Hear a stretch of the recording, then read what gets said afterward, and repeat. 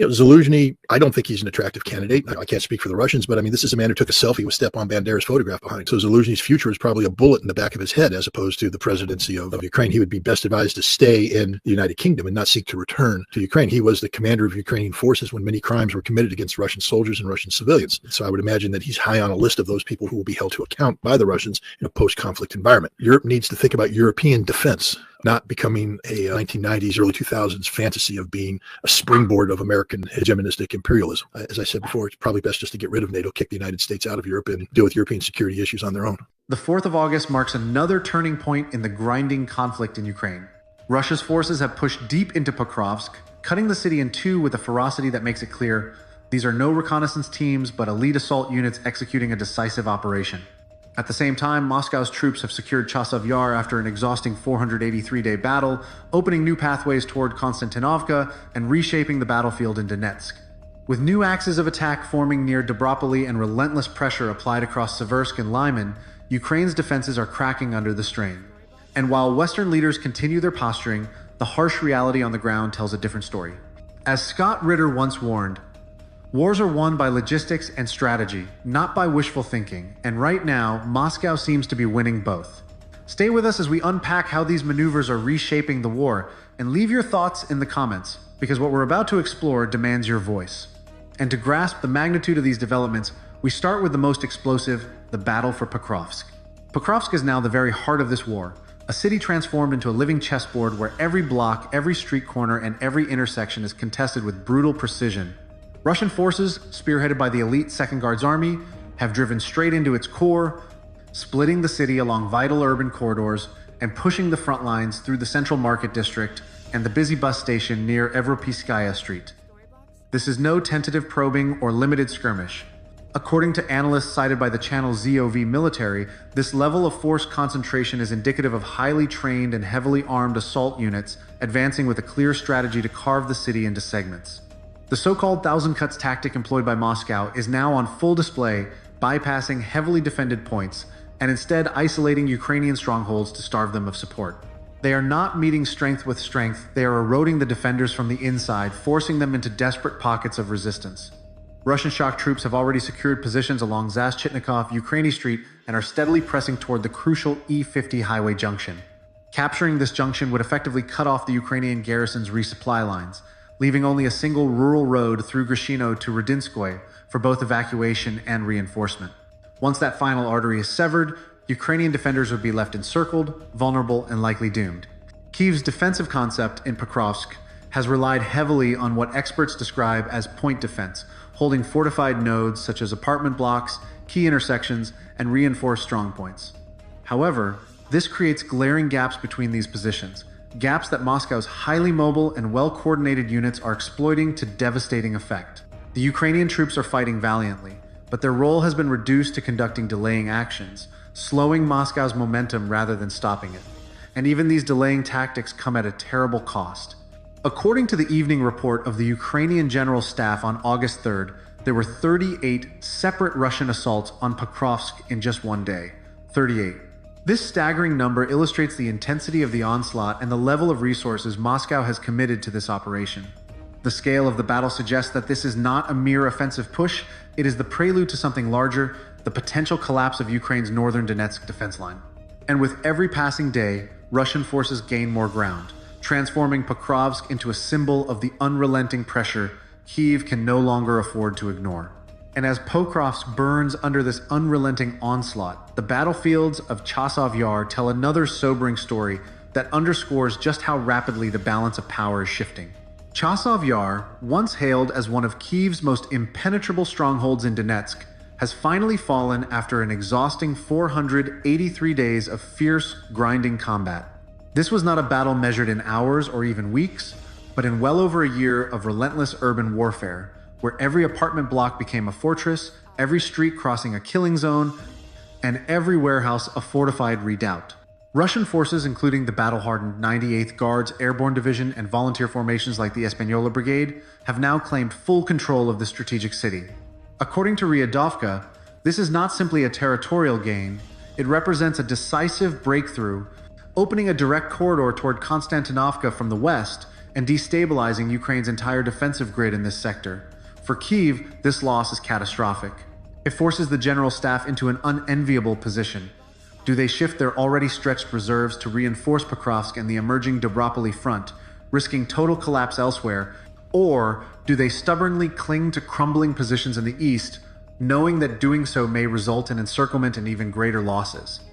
This is a dilemma with no good answers. Russian operational planners, meanwhile, are capitalizing on Ukraine's reactive posture. Moscow's ability to maintain simultaneous offensives across multiple axes demonstrates a level of strategic flexibility that Kyiv simply cannot match. Instead of dictating the tempo, Ukraine is now scrambling to plug the holes in its defensive line, reacting to moves that have already been set in motion. Scott Ritter once observed that strategic depth is meaningless when your reserves are exhausted, and nowhere is that reality clearer than in Chasiv Yar. With its fall, Russia has not only gained a strategic outpost, but also shattered one of Ukraine's psychological anchors in the Donetsk region. Morale, already strained by months of grinding losses, has taken another devastating blow. And while Western capitals continue to offer promises and platitudes, the situation on the ground remains brutally simple. Kyiv is running out of both time and options. And yet, as devastating as the fall of Chasiv Yar is, it is only one piece of a broader campaign, because just to the south, a new front has emerged near Dobropoli, signaling that Moscow's offensive ambitions are far from over. While Pokrovsk dominates the headlines, a quieter yet equally dangerous development is unfolding to the south, one that could redefine the entire southern arc of Ukraine's defenses. Russian forces have opened a new independent operational axis aimed squarely at Dobropoli and its surrounding towns, including Suvarovo, Nikanorovka, and Dorozhnoye. This push, which began in late June, has been calculated and unrelenting. Over several weeks, Moscow has tightened its grip around Ukrainian positions, forcing Kyiv's already exhausted defenders to stretch themselves dangerously thin. The recent capture of Volnoy and the ongoing assaults on Novoye Shakovo and Ivanovka point to an unmistakable objective: the encirclement of both Belitskoye and Dobropoli by cutting their interlinking routes through the Belitskaya mine corridor. Analysts have described these operations as textbook maneuver warfare. Instead of frontal assaults on fortified strongpoints, Russian forces are bypassing hardened nodes, isolating defenders, and exploiting Kyiv's inability to establish continuous, cohesive lines. This has left Ukraine's troops defending isolated pearls on a string, each vulnerable to being surrounded and destroyed in detail. The situation has grown so dire that Ukraine redeployed its 210th Independent Assault Regiment from Zverevo to Belitskoye, a desperate attempt to slow the Russian advance.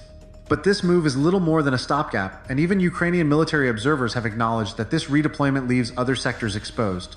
According to General Staff reports, the painful truth is evident: Ukraine simply lacks the reserves to stabilize this front. The shortage of manpower and the inability to create depth in their defenses has turned Dobropoli into a pressure point that Moscow is exploiting to full effect. If Russian forces succeed in severing these cities from one another, the entire southern defensive arc could unravel, leaving Kyiv with few options but to abandon the region or risk catastrophic encirclement. As Scott Ritter has often remarked, wars are not won by holding ground for the sake of appearances. They are won by seizing the initiative and forcing your enemy to respond to your tempo. In Dobropoli, Moscow is doing exactly that, dictating the pace of battle while Kyiv reacts with diminishing capacity. Yet even as these breakthroughs unfold in the south, the fight in Seversk and Liman shows that Moscow's strategy extends far beyond any single front. The northern front lines, though often overshadowed by the drama in Pokrovsk, are no less critical to the broader campaign. In Seversk, Russian forces have breached multiple forward Ukrainian positions, signaling the beginning of what could become a decisive confrontation in northern Donetsk. According to battlefield reports, Moscow's units are leveraging combined arms assaults, integrating artillery barrages with precise infantry maneuvers to systematically dismantle Kyiv's outer defenses. Meanwhile, in Krasny Lyman, the fight around Torskoye has intensified significantly. After months of grinding attritional combat, Russian units have recaptured Redkodub and are now pressing toward the Seversky Donets Canal, threatening to trap Ukrainian defenders in a deepening pocket along the riverbank.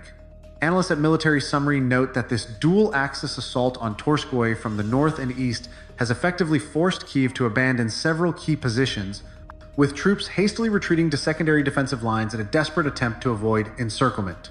But these withdrawals come at a steep cost. Each kilometer conceded represents not only lost ground, but also an erosion of logistics and morale. This is not a collection of isolated skirmishes, it is a coherent campaign aimed at severing the logistical arteries that sustain Ukraine's Seversk grouping. If successful, this could cut off vital supply lines from Krasny-Liman and leave large Ukrainian contingents stranded without support. This pressure cooker strategy, as some analysts have called it, is quintessential Moscow. Stretch the enemy's defenses to their breaking point, create simultaneous crises across the front, and exploit every weakness revealed under the strain. Kyiv's brigades, already overextended, are caught in a reactive cycle that leaves them perpetually behind the curve. For Ukraine, every fallback position becomes a reminder of dwindling options, while for Moscow, every advance reinforces its grip on the operational tempo. This interconnected northern push is more than a tactical play. It is part of a strategic mosaic designed to collapse Ukraine's ability to defend Donetsk as a whole. All these interconnected battles, from Pokrovsk to Seversk, bring us to a sobering conclusion about the direction of this war and its looming consequences. From Pokrovsk to Chasiv Yar, Dobropoli to Seversk, the Russian advance is revealing a battlefield strategy that is as deliberate as it is devastating. These aren't opportunistic skirmishes. They are coordinated, multi-directional offensives designed to overwhelm Ukrainian defenses at every level, tactically, operationally, and psychologically. Ukrainian forces, spread thin and reliant on improvised strongpoints, are facing an onslaught that exploits their structural weaknesses. This shift underscores what military analysts like Scott Ritter have long argued: you cannot win a war of attrition against a prepared and resource-rich adversary. The 4th of August doesn't just mark another day in this conflict, it highlights a shift in momentum that Kyiv and its Western backers can no longer dismiss with optimistic rhetoric. As Moscow consolidates its gains, Kyiv is running out of both time and options, caught between the impossible tasks of reinforcing collapsing fronts and maintaining the illusion of strategic control. The question now is no longer whether Ukraine can hold the line, but how long it can delay the inevitable recalibration of this war. For the West, this should be a moment of reckoning. For Kyiv, it is a warning that the current trajectory leads only to greater losses. And for viewers, this is a call to think critically about what these developments mean for the future of this conflict. Share your thoughts in the comments. Is this the beginning of a decisive Russian breakthrough, or merely another grim phase in a long war of attrition?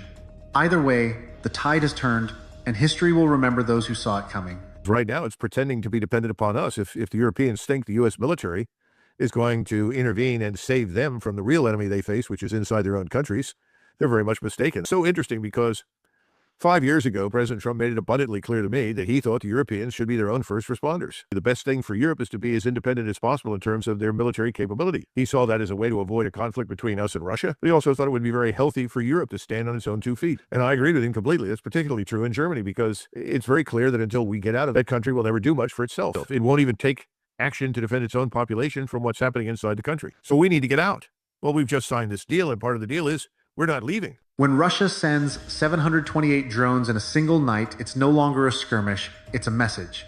Ukraine's air defenses are burning through missiles faster than they can be restocked, and Western promises are proving hollow. How did Moscow turn cheap drones into a strategic nightmare for NATO? How close is Russia to launching 2,000 Geran 2 drones every night? And why does this terrify the West more than its hypersonic missiles? Stick with us as we break down the numbers, the strategies, and what this means for the battlefield, and drop your thoughts in the comments. As retired Colonel Douglas McGregor says, when you fight a peer competitor, you cannot afford illusions, only hard realities.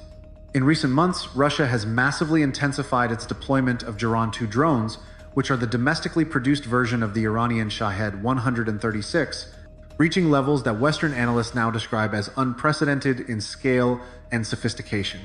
According to reports from Ukrainian intelligence and corroborated by defense analysts, more than 1,800 Geran 2 drones have been launched over a short span of time, with an astonishing 728 drones and decoys deployed in a single day, specifically on the 9th of last month.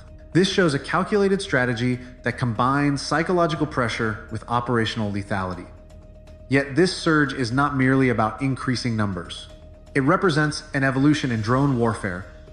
Earlier variants of the Geran 2 carried warheads weighing between 20 and 40 kilograms. In stark contrast, the newer iterations of this platform are equipped with payloads of up to 90 kilograms, which dramatically amplifies their destructive capability against fortified positions, infrastructure nodes, and urban centers. This leap in payload capacity also increases the effective blast radius and structural penetration capacity of each drone, thereby enhancing its impact on both strategic and tactical targets. In addition to the augmented payload, recent battlefield observations and debris analysis indicate a significant boost in the drone's overall flight speed and terminal velocity, enabling deeper and more forceful penetrations of heavily defended areas. These performance upgrades make them far more challenging for Ukrainian and NATO-supplied air defense systems to intercept, especially when deployed in large, coordinated swarms designed to saturate defensive networks. Russia has also refined these drones with advanced electro-optical and infrared terminal guidance systems, which work in conjunction with upgraded GLONASS navigation for pinpoint strike accuracy even under intense electronic warfare conditions. The addition of hardened anti-jamming technologies has made them resilient in contested electromagnetic environments, effectively nullifying some of the electronic countermeasures deployed by Ukraine and its Western backers. However, these upgrades are not without trade-offs. Incorporating improved propulsion systems, including jet engines in some experimental models, along with onboard AI-powered flight management systems, has pushed the cost per unit upward. Where the cost of a standard Duran 2 once ranged between $30,000 and $70,000, advanced variants can now cost as much as $100,000. Despite this increase, Moscow appears to have found an effective balance between affordability and lethality. This calculated equilibrium allows Russia to maintain mass production at a scale that NATO has yet to match, while still fielding drones sophisticated enough to bypass many of Ukraine's defensive systems. As noted by several analysts writing in publications like The Times, this approach represents a deliberate strategy. Overwhelm defenses with sheer volume while ensuring that each individual drone poses a substantial threat. And if you thought this was just about drones, wait until you see how Russia is combining this growing drone fleet with a reinvigorated missile arsenal for a comprehensive full-spectrum assault. Drones are only the first layer of Russia's evolving strike complex. Parallel to the drone surge, Moscow continues to mass-produce a diverse array of long-range cruise missiles that add depth and complexity to its offensive operations. These include the 3 M14 Caliber, the KH-101, and even repurposed variants of the KH-32 and 3 M55 Onyx, which were originally designed for anti-ship roles but have now been adapted for devastating ground attack missions. To this formidable arsenal, Russia has added the KH-69, a stealth-enhanced cruise missile, first reported to have entered production in 2023. These missiles typically carry warheads weighing approximately 450 kilograms, making them capable of obliterating soft and semi-hardened targets like logistics hubs, ammunition depots, and power infrastructure. According to Ukrainian intelligence estimates cited by The Times, Russia's current annual production of cruise missiles ranges between 1,260 and 1,560 units, with overall capacity potentially approaching 2,000 per year. This production escalation does not exist in isolation. By the end of 2024, Russia had achieved the capacity to produce 6,000 long-range drones annually. By the middle of 2025, this figure had expanded to more than 30,000 Duran 2 drones and decoys, a staggering increase made possible by expanding existing manufacturing facilities and commissioning new production sites across its defense industrial base. These numbers highlight Moscow's overarching ambition to normalize 1,000 drone nightly attacks, transforming them from occasional shock tactics into a regular feature of the conflict. This relentless output has forced Western militaries to confront a sobering reality: their defensive production lines are simply not keeping pace with Russian offensive manufacturing. As retired Colonel Douglas Macgregor once warned, attrition favors the side that can replace losses faster than its opponent, and Russia is outproducing the West. His assessment underscores what is increasingly visible on the battlefield: a war of industrial capacity where the Kremlin holds the advantage. These dynamics stretch Western-supplied defenses to their breaking point.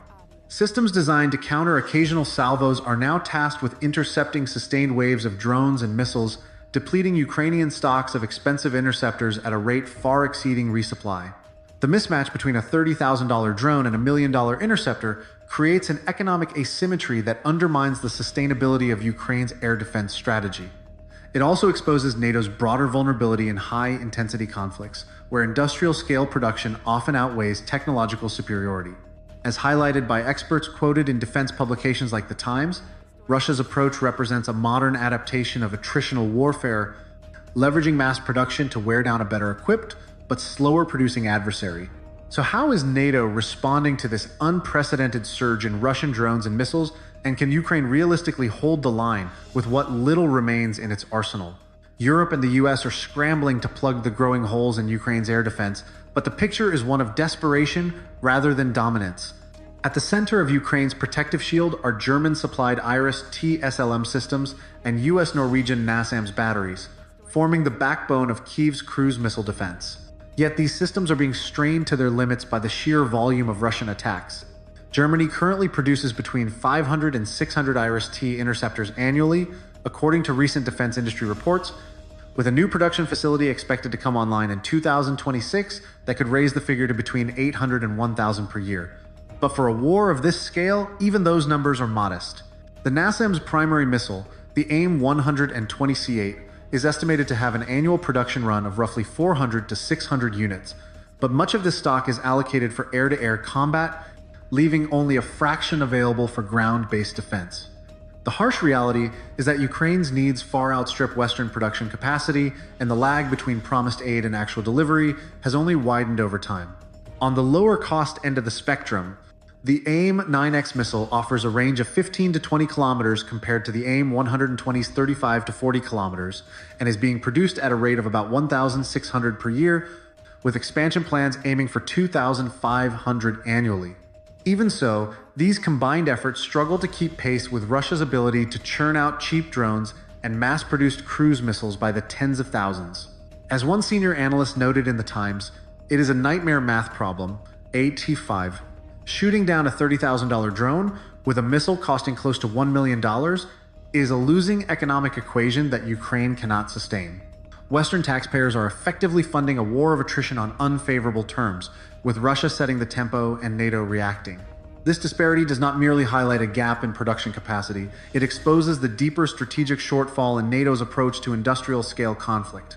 The mismatch has forced Ukraine into uncomfortable compromises, conserving interceptors for high-priority threats while letting some drones slip through to hit secondary targets, a practice that inevitably increases civilian and infrastructure losses. For NATO, this imbalance is a wake-up call.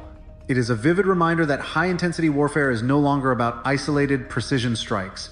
It is about mass, speed, and replenishment, areas where Moscow currently holds the upper hand. And this imbalance forces Ukraine, and by extension NATO, to rethink its entire air defense strategy and confront the uncomfortable truth that the old ways of war are no longer enough. Ukraine's predicament is not simply about lacking munitions, it is about fighting an adversary that has mastered the art of overwhelming defenses through sheer scale. Even with continued Western deliveries, Kyiv is facing a dual challenge: too few interceptors and too few platforms to launch them. German-supplied Gepard anti-aircraft guns, once effective against low-flying drones, are now being outmaneuvered as Russian Geran 2 drones adjust their flight profiles to operate at higher altitudes, effectively bypassing these short-range defenses. This adaptation forces Ukraine to use its most expensive interceptors to bring down drones that cost a fraction of the price, draining missile stocks at a pace that even accelerated Western production cannot match. According to a defense official quoted by The Times, this has become a shell game we are losing. To mitigate this imbalance, several European companies based in Estonia, Germany, and Ukraine are racing to develop low-cost interceptor options. One notable proposal comes from Estonia's Frankenbee technology, which has outlined a solid fuel rocket interceptor designed for affordability and rapid deployment. The concept envisions a dense, decentralized network of short-range defensive rockets capable of shielding high-value sites from drone swarms. However, even if these prototypes prove successful in testing, they remain years away from mass production and fielding. For Ukraine, time is a luxury it does not have. Meanwhile, Russia continues to execute nightly swarm attacks that combine cheap Geran 2 drones with high-precision cruise missiles, forcing Kyiv to spread its limited resources thinly across multiple defense layers. Urban defense strategies are being reshaped under this relentless pressure, with commanders having to choose between defending critical infrastructure and safeguarding population centers. This forced triage has profound implications for morale, governance, and the survivability of Ukraine's cities. Western analysts have admitted privately that NATO's approach has underestimated both the scale of Russia's production and the ingenuity of its strike patterns.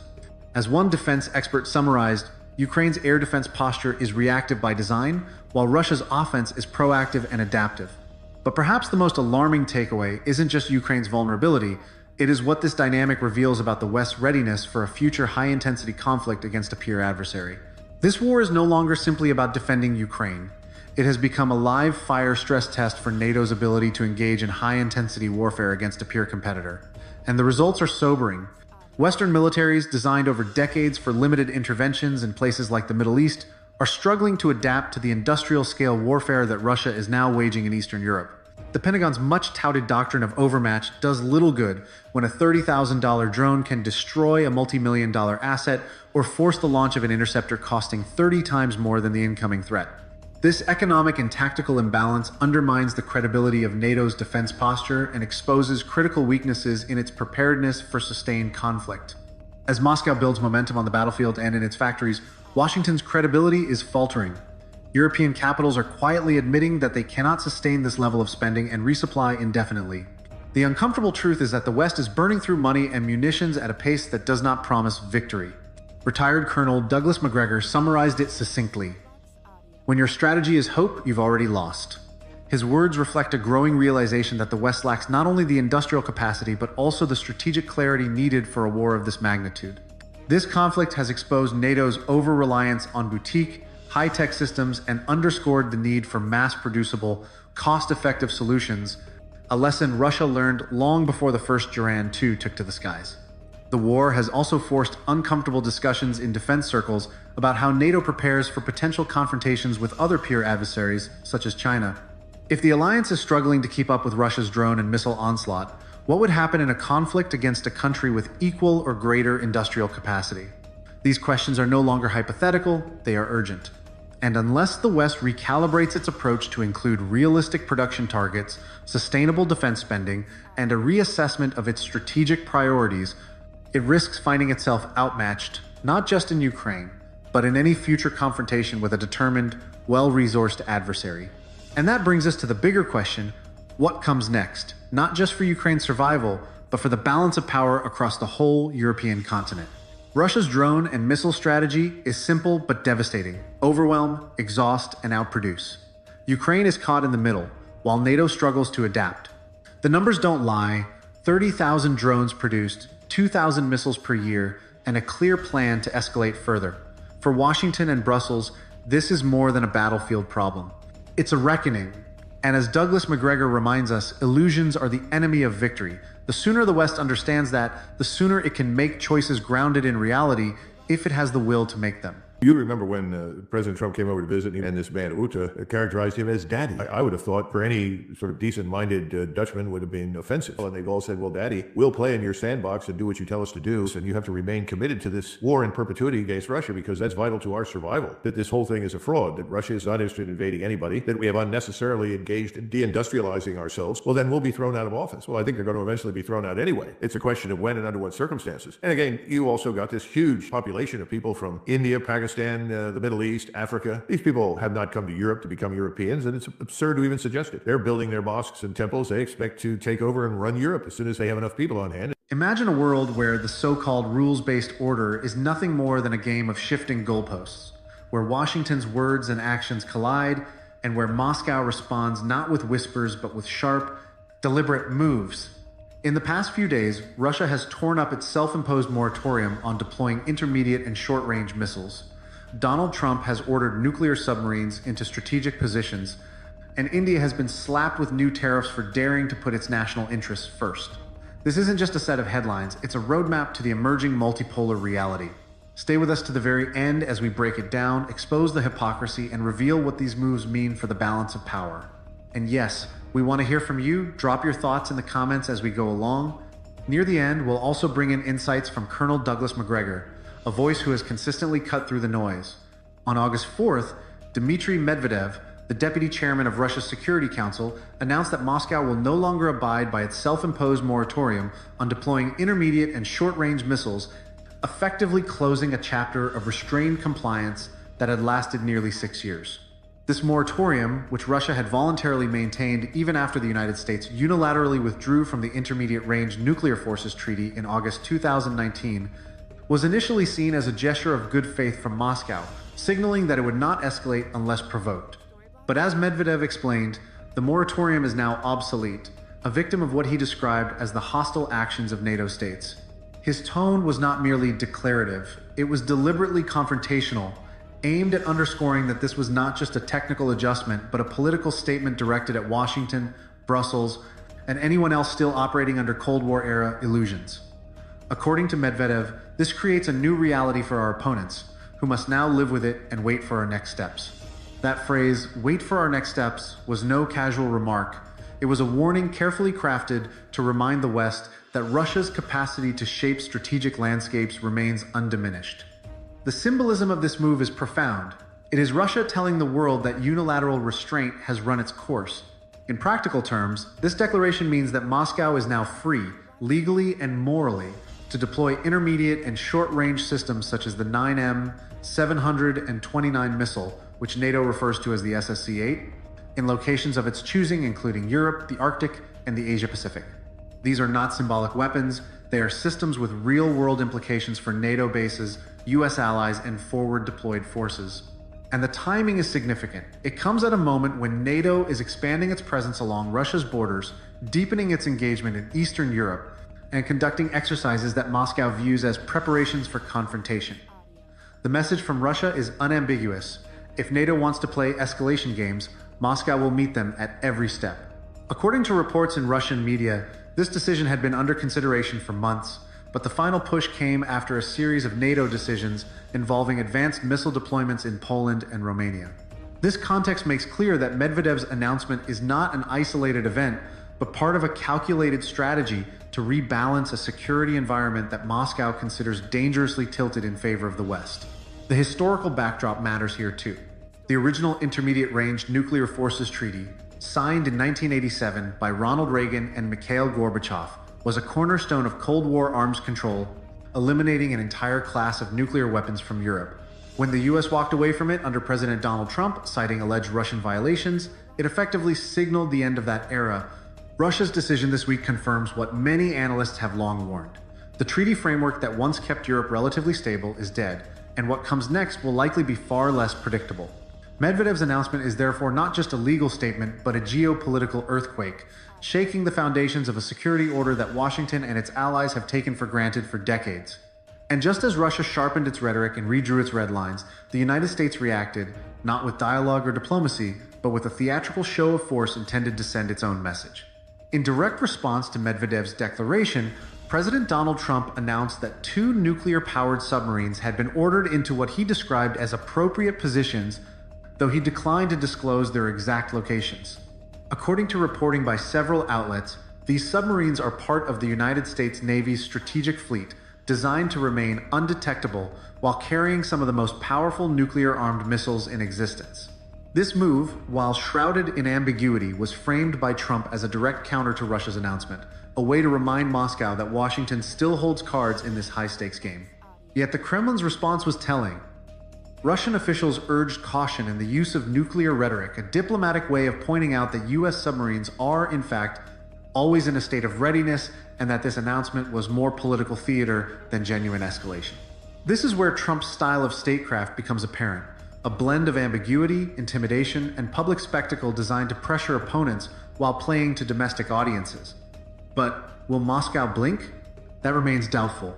Retired Colonel Douglas MacGregor put it succinctly when he said, "When you bluff against a nuclear power with nothing to back it up, you're not negotiating, you're gambling with everyone's survival." Those words ring especially true in this context because Trump's submarine gambit, while dramatic, changes little about the actual balance of power. Russia, after all, maintains the largest fleet of nuclear-powered submarines in the world, including vessels like the Beret class armed with Bulava intercontinental ballistic missiles and advanced unmanned systems like the Poseidon, which are specifically designed to evade US defenses. If Trump's goal was to intimidate Moscow, it likely fell flat. For Russia, this was nothing new, just another chapter in a long history of US attempts to assert dominance through naval posturing. The more interesting question is whether this move was meant less for Russia and more for American audiences, a way for Trump to showcase his willingness to act decisively in the face of Russian warnings. But this is where the risk lies. In a world of heightened tensions, where misunderstandings can spiral into crises, sending submarines into undisclosed appropriate positions is a dangerous game.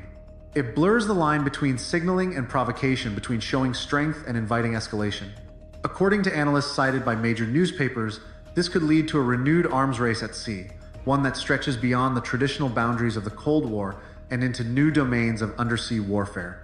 This dynamic underscores the fragility of the current moment. What appears on the surface to be mere signaling can, under the wrong circumstances, become the spark that ignites a much larger confrontation. But Washington's nuclear theatrics were only part of the story. Its economic weapons were already unsheathed and pointed at another rising power, signaling that this confrontation extends far beyond Russia alone. On August 1st, President Donald Trump imposed a punitive 25% tariff on Indian goods, accusing New Delhi of buying discounted Russian crude and reselling it for profit without caring about the war in Ukraine. He promised that these tariffs would increase even further if India continued this trade with Moscow. This move, however, reveals more than just a dispute over energy. It exposes the hypocrisy of Washington's so-called moral leadership. Let us pause and consider the irony. In 2024, Europe imported 67.5 billion euros worth of goods from Russia, including 16.5 million tons of liquefied natural gas. Yet it is India, not Europe, that faces public shaming and financial punishment for securing affordable energy to support its growing economy. This selective outrage demonstrates what multipolarity has laid bare.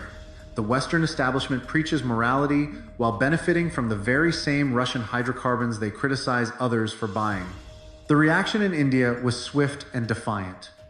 The rupee plunged to historic lows, prompting the Reserve Bank of India to intervene to stabilize the currency. The Sensex and Nifty indices also dipped amid heightened investor uncertainty, reflecting the immediate economic impact of Trump's announcement. But this was more than just market turbulence. It was a political test. New Delhi's Ministry of External Affairs fired back with a sharp statement, calling the move unjustified and making it clear that India would take all measures necessary to protect its economic sovereignty. This is not the language of a country bowing to foreign pressure. This is the voice of a rising power charting its own course, even when confronted by the economic might of Washington. According to analysts cited by the Times of India, India's discounted purchases of Russian crude have helped shield its population from soaring global energy prices, an action many experts view as prudent and necessary for domestic stability. In this context, Trump's framing of India as an opportunistic profiteer rings hollow, especially when weighed against Europe's continued deep trade with Moscow. This is why India's response has struck a chord across the global south. It reflects a broader resistance to what many nations now view as Washington's coercive double standards, one set of rules for itself and its allies, and another for everyone else. Even Indian opposition parties, normally eager to challenge the ruling government, stood behind the ministry's strong stance, underscoring that this issue cuts across political lines in New Delhi. For Washington, this public defiance represents a growing problem. The nations that once expected to fall in line are now asserting their autonomy, backed by strategic partnerships with powers like Russia and China. This is precisely what Trump's tariffs cannot solve: the reality that the world is no longer willing to play by America's rules. And India was not alone in its defiance. China also dismissed Washington's calls to halt Russian energy purchases, signaling a united front among emerging powers against U.S. economic coercion. These developments, Russia walking away from its missile moratorium, Trump flexing America's nuclear-powered submarines, and the tariff war with India are not isolated events.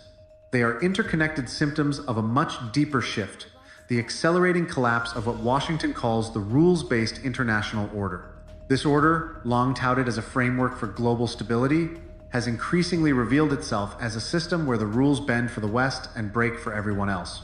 Retired Colonel Douglas Macgregor captured this reality when he stated, "The rest of the world is no longer interested in being junior partners in America's crusades." From Moscow to New Delhi, from Beijing to capitals across the global south, countries are refusing to remain pawns in a geopolitical game designed in Washington. Instead, they are aligning their policies with national interests, pursuing strategies that reflect their own priorities rather than Western approval. This is precisely what makes Washington's actions appear so desperate, because when consensus fails, coercion has become the default. Trump's deployment of submarines and imposition of tariffs is not innovative policy. It is the same old script: wield fear, economic punishment, and the illusion of dominance to maintain leverage. Yet that script no longer works in a world that has seen the U.S. overextend itself in endless wars, weaponize its currency, and rely on fiscal manipulation to preserve influence. The once unquestioned authority of Washington is eroding, and in its place emerges a messy, multipolar reality where its threats carry less weight than they once did. For many in the global south, the events of this month confirm a growing belief: The age of unilateral American leadership is over, replaced by a contested order in which multiple powers, not just one, shape the global agenda. This new reality is not without risks. It brings instability, uncertainty, and new forms of competition. But it also offers opportunities for nations long marginalized by Western dominance to assert their sovereignty and challenge old hierarchies. Trump's theatrics, whether by moving submarines or punishing India, are designed to project strength, but they inadvertently expose Washington's deeper weakness, its inability to compel the world to obey. What happens next will depend not on whether the US can return to its old position of dominance, but on whether it can adapt to this transformed landscape. In the words of one analyst from the Financial Times, the unipolar moment has ended, and the question now is whether Washington can accept a world it no longer controls. And as this old script unravels and Washington's authority continues to fracture, we are left with one undeniable conclusion: this new reality is here to stay. Russia's declaration on August 4th, Trump's nuclear posturing, and his economic assault on India are threads of the same fabric, a fraying unipolar system struggling to impose its will on a world that has moved on.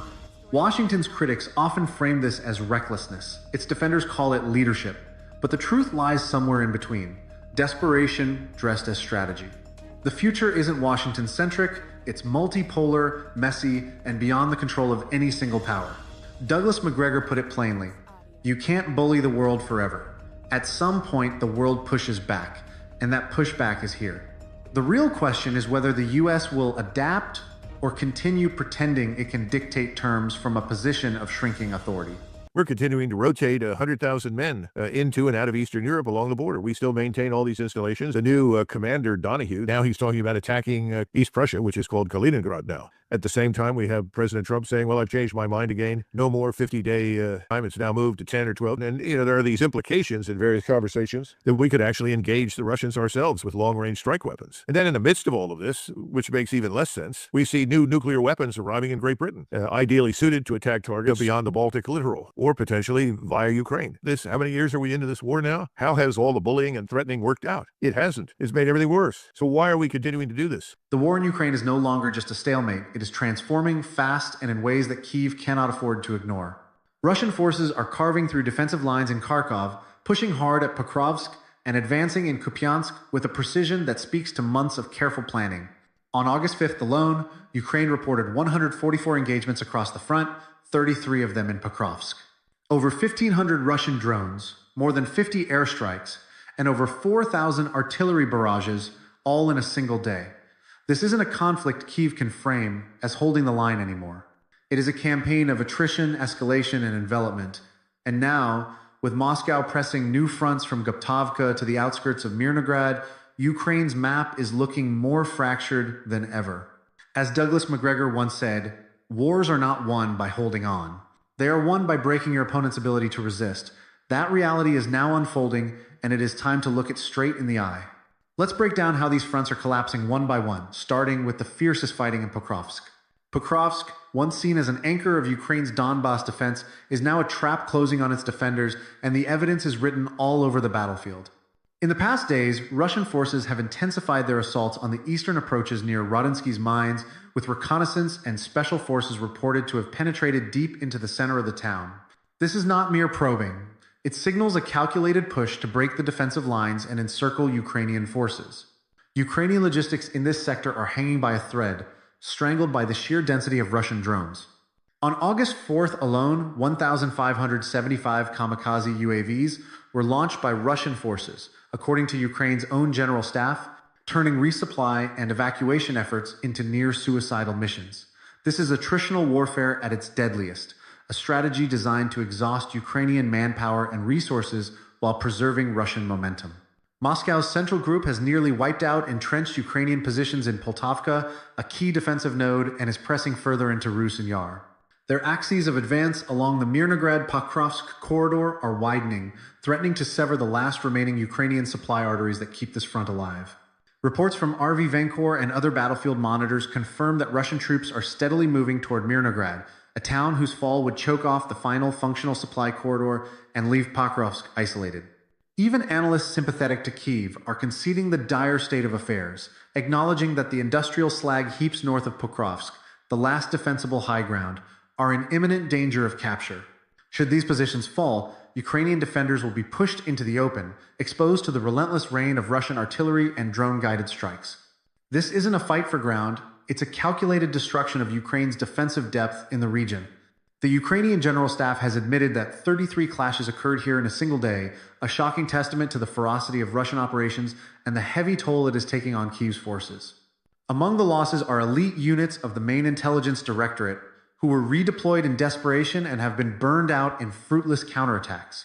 As military analyst Douglas McGregor once remarked, the truth of warfare is that numbers, logistics, and terrain will always matter more than political speeches.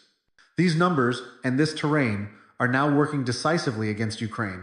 The fight for Pokrovsk is no longer about holding ground. It is about staving off collapse in the face of an opponent who dictates both the tempo and the terms of engagement. And as Pokrovsk teeters on the brink, Russia is opening up new fronts to stretch Ukraine beyond its limits. Kharkov is no longer secure, and the fear that has long haunted this city is now creeping closer to reality. Russian forces have crossed the border at multiple points, including the heavily monitored Guptovka crossing, threatening to outflank Ukraine's northern defenses. This is not an isolated thrust, it is a coordinated offensive involving multiple axes designed to destabilize the entire front. From the Valyutsky district of Belgorod, Russian troops are advancing on the Vovchansk and Lipsovsky sectors, imposing direct threats on Veliki Burluk and the crucial logistics hub at Bolshoy Burluk. The seizure or even partial disruption of this hub could cripple Ukrainian resupply operations across a broad stretch of the front. As reported by Raydovka and corroborated by battlefield maps, this is not a mere raid or diversionary attack. It is a calculated operation aimed at securing the western bank of the Oskol River north of Kupiansk, placing Russia in a position to dominate the approaches to Kharkov itself. Ukrainian defenses here were hastily constructed after Russia's May 2024 offensive, but they are now under unbearable pressure. The advance from Guptovka puts Russian units just 30 kilometers from the outskirts of Kharkov city, a sobering proximity for a metropolis of over 1 million people. More troublingly, Ukrainian positions along the Traviansky Reservoir are now at risk of encirclement, and once cut off, the Kharkov grouping will face an untenable position. Kyiv's intelligence units, who have been holding these lines since last summer, have been decimated in recent fighting, leaving gaps that Russian forces are exploiting with methodical precision. This is how Moscow wages war. Not with reckless assaults, but with incremental, deliberate advances designed to suffocate Ukrainian defenses. What does this mean in strategic terms? It means the Kharkov grouping is being set up for a slow-motion strangulation, a process of attrition and isolation rather than an immediate storming of the city. Capturing a metropolis of this size is an ambitious task, one that even Russian planners understand cannot be achieved through frontal assault alone.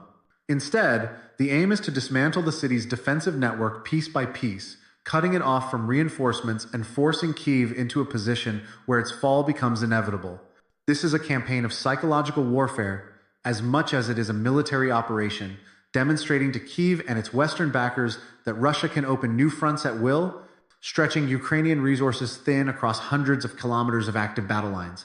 But while Kharkov burns slowly in the shadow of encirclement, another key battle is tightening the noose further south, where Russian forces are dismantling Ukraine's defensive core. Kupiansk, a city that has been on the front line for nearly 3 years, is now approaching total collapse under the weight of Russian pressure. Russian forces are no longer probing the defenses. They are inside the city itself, advancing along Lenina Street in the eastern sector and capturing critical strong points in the western industrial zone. The fight has now crossed the Kupianka River, with Russian troops establishing a bridgehead in Moskovka that spans an area of approximately 1.53 square kilometers. This foothold is not symbolic, it is the opening wedge for an assault on the city's vital arteries. Most alarming is Russia's proximity to the Oskil Bridge, the lifeline connecting Ukraine's eastern foothold to the rest of the Kharkov region. As of now, Russian units are just 1.5 kilometers from this crossing. Should this bridge fall, Ukrainian forces north of the river would be trapped in an encircled pocket, dependent on either a southern bridge at Kupiansk, Vuzlovi, or improvised pontoon crossings, both of which are highly vulnerable to Russian artillery fire. According to AMK mapping, this creates a textbook bottleneck, a single fragile corridor for resupply and retreat that can be cut off at any moment, transforming Kupiansk into a death trap for its defenders. The Ukrainian command admits that the situation is deteriorating, but in private, some officers have labeled Kupiansk untenable, a damning assessment of the city's future. This is not simply about losing one town, it is about losing the northern Kharkov front entirely.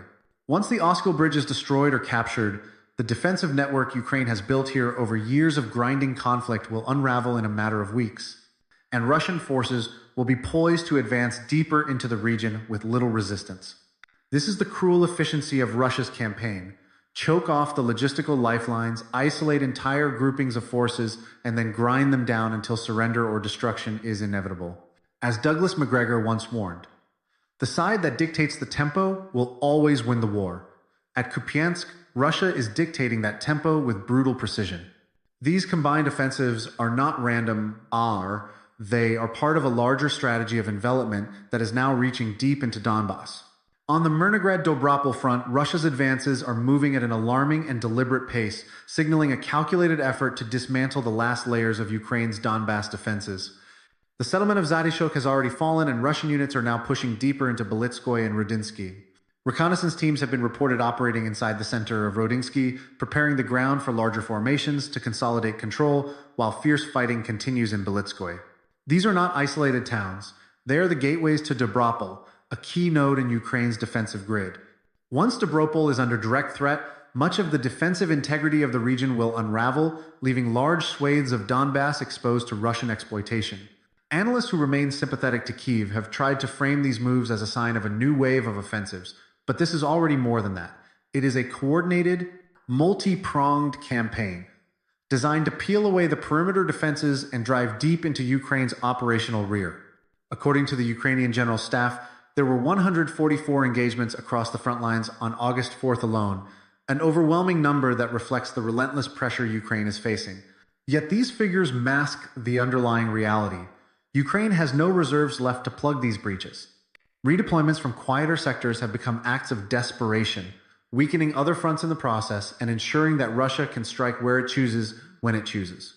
This is the very essence of operational sequencing: hammer one sector, then another, forcing Kyiv into a reactive posture while Moscow maintains the initiative. The pattern is deliberate, unrelenting, and devastating in its cumulative effect.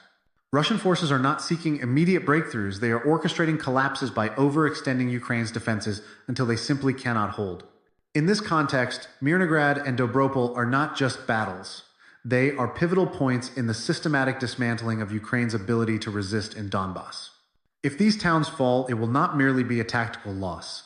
It will mark the cracking of the entire Donbass core, a psychological and strategic blow from which Kyiv will struggle to recover. This is the shape of the new battlefield: fragmented, unrelenting, and moving steadily in Moscow's favor. August 5th shows us one truth. This is no longer a war of frozen lines. It is a war of momentum, and Moscow currently owns it. From Pokrovsk to Kupiansk to the borderlands of Kharkov, Russia is executing a playbook of envelopment and exhaustion, while Ukraine bleeds its forces in frantic counterattacks. For now, that tempo is Russian. And unless Kyiv finds a way to rewrite the battlefield dynamics, these losses will compound, pushing them toward negotiations they have tried so hard to avoid. This is the harsh arithmetic of war, and the map does not lie.